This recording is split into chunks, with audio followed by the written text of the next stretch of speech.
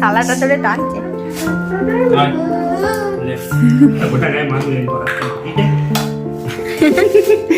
তীব্র গরম সহ্য করার পর একটুখানি স্বস্তির নিঃশ্বাস ফেলা যাচ্ছে।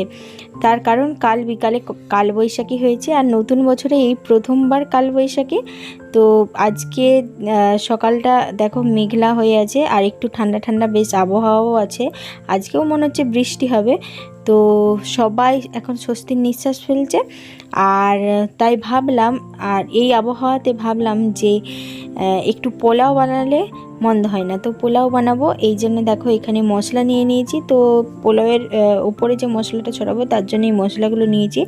দারচিনি, জায়ফল, জয়িত্রী, লবঙ্গ, তারপরে ছোটো এলাচ, তো এগুলো নিয়েছি। তো এগুলো এখন এই কড়াইটা দেখতে পাচ্ছ, শুকনো কড়াইয়ে এখন একটু নেড়ে চেড়ে নেব।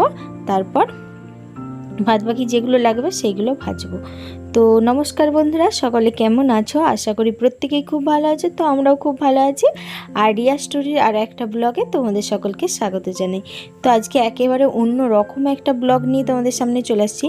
আর এই প্রথমবার আমি পোলাও বানাবো। তো পোলাও বারবার খেয়েছি, মানে মা, তারপরে বাবা, সবাই পোলাও বানাই, তো খেয়েছি, বা বিয়ে বাড়িতে খেয়েছি, কিন্তু কখনো নিজের হাতে বানাইনি। তো এই প্রথমবার ভাবছি নিজে বানিয়ে সবাইকে খাওয়াবো। আর আমার বাবা হচ্ছে যে রান্না করে, তো বাবার কাছ থেকে রেসিপিটা জেনে নিয়েছি ফোন করে। তো জেনে নিয়ে তারপর এবারে সবাইকে রান্না করে খাওয়াবো।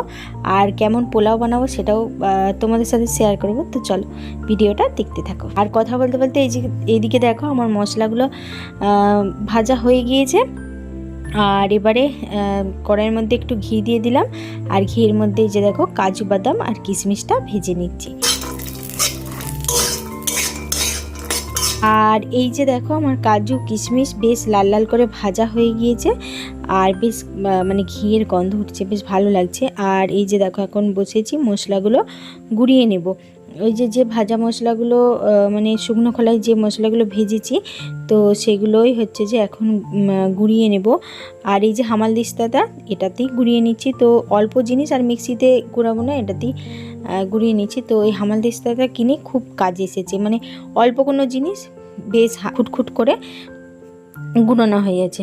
এই যে দেখো কত সুন্দর গুঁড়ানো হয়েছে। তো সবটা মিহি হয়নি, মিক্সিতে বাটলে যেমন মিহি হয়, কিন্তু হালকা দানা দানা রয়ে গেছে। তো এই দানা দানাগুলো মুখে পড়লে কিন্তু বেশ লাগবে। তো মশলা গুঁড়ানো, তারপরে কাজু কিশমিশগুলো ভাজা তো আমার হয়ে গিয়েছে। আর এই দিকে এখন বসেছি ওই চালটা মানে মেপে নেব কতটা চাল হবে। আমি হাফ চাল আজকে রান্না করব। আর হচ্ছে যে বাবা ওই ইন্ডিয়া গেট বাসমতি রাইসের প্যাকেটটা এনেছে, মানে 1 কেজি ওই 200 গ্রামের মতো আছে।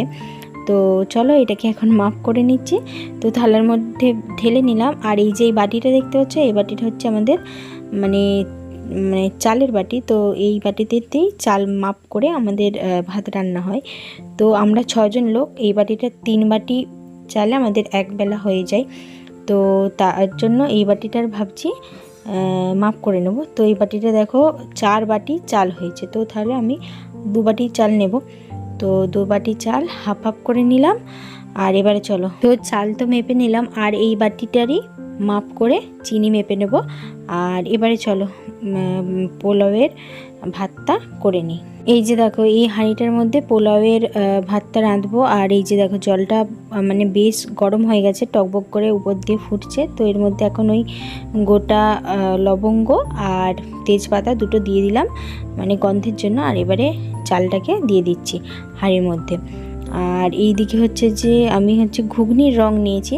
তো ঘুগনির রংটাকে ওই ঠান্ডা জলে হাফ রং গুলে দিলাম। তো এবারে চালটা একটু ফুটে গেলে এর মধ্যে রংটা দিয়ে দেবো। ব্যাস এইদিকে চালটা অনেকটাই ফুটছে, তো এর মধ্যে রংটা দিয়ে দিলাম। আর এই যে দেখো কালারটা কি সুন্দর, মানে হলুদ হলুদ চলে আসছে। তো পুরো বাসন্তী পোলাও, তো বাসন্তী রং চলে আসছে। আর এবারে ওই ভাতটা রাঁধার কাছেই পোলাও। তো ওই রাইসটা খুব বেশি নরমও হবে না, খুব বেশি শক্ত হবে না, মাঝামাঝি রাখতে হবে। তো জাল, তো চলো ভালো মতো করে উনানে জাল দিই। আর হচ্ছে যে উনানেই করছি। তো চলো আগে ভাতটা বানিয়ে নিই, তারপর সব কিছু মেশাবো।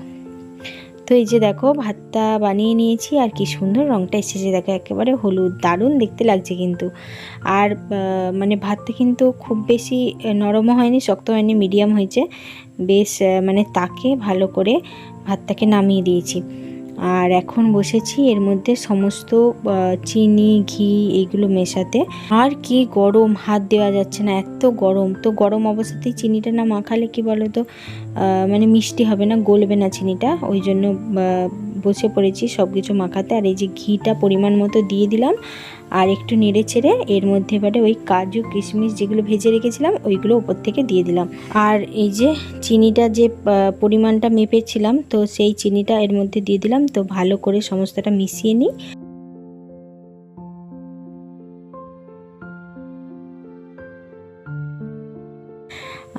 তো নেড়ে চেড়ে ভালো করে মিশিয়ে নিয়েছি।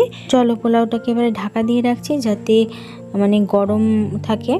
আর আমার তো এদিকে পোলাও রেডি হয়ে গিয়েছে, আর এইদিকে মা হচ্ছে যে মানে চিকেন কষা হবে পোলাওয়ের সাথে। তো পোলাওয়ের সাথে চিকেন কষা বেশ লাগে, তো সেটাই মা এখন বানাতে বসেছে। চলো এবার আমি স্নান সেরে নিয়ে রাইসোনাকে খাওয়াবো, তারপর সবাইকে পোলাও দেবো। ততক্ষণে মায়ের রান্না বান্না স্নান টান হয়ে যাবে। আর এইদিকে রাইসনের জন্য একটা ঝোল বানিয়ে নিয়েছি, মাংসর পাতলা একটা ডোগা ঝোল বানিয়ে নিয়েছি। চলো এবারে স্নান করে নিই।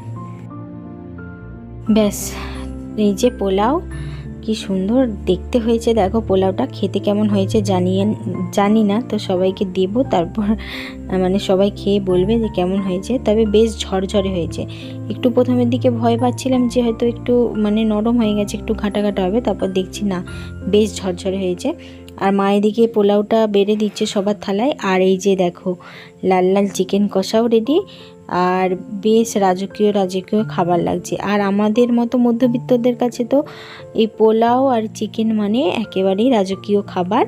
তো হচ্ছে চলো সবার থালাতে পোলাও সেজে দিলাম, আর সাথে পেঁয়াজের স্যালাড বানিয়েছি। তো স্যালাডে পেঁয়াজই নিয়েছি, তো ভালো করে থালাগুলো সাজিয়ে দিলাম। এবারে চলো সবাইকে একে একে দিয়ে দিই।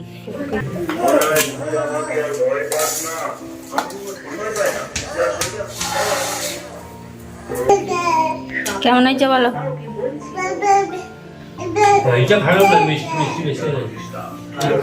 কেমন খেতে হয়েছে ভাই? ভালো হয়েছে? বাবার মতন হয়েছে নাকি দিদির চা হয়েছে? সেটাই বলছি। কেমন হয়েছে? মাম্মাম বল কেমন হয়েছে? ব্যাস, আমার পোলাও বানানোটা পুরোপুরি সার্থক হয়েছে, সবার ভালো লেগেছে, তো এটাই অনেক পাওয়া। তো এরপর আমি আর মাও খেয়ে নেব। আর হচ্ছে যে তোমাদের পোলাও রেসিপি কেমন লেগেছে জানিও। চলো তাহলে ব্লগটা এখানেই শেষ করছি। কেমন লাগলো ব্লগ জানিও, ভালো লাগলে অবশ্যই লাইক শেয়ার সাবস্ক্রাইব করে দিও। আর ফেসবুক পেজ থেকে দেখলে অবশ্যই পেজটিকে ফলো করে দিও।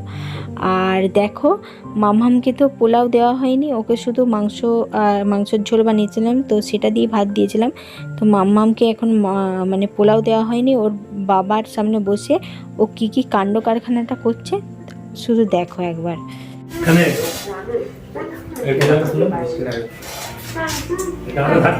দিসনি এখন দাদা দিসনি, ও জানতে থালাটা ধরে টানছে। এই